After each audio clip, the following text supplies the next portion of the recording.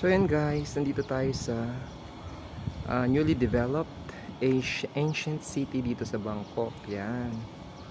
So isa to sa mga pwedeng puntahan ninyo as a new attraction dito sa Thailand.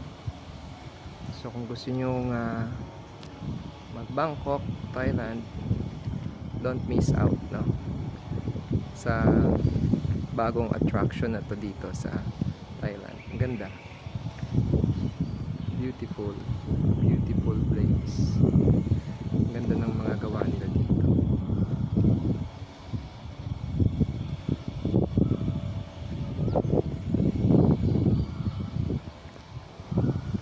Okay, yun lang guys, just sharing with you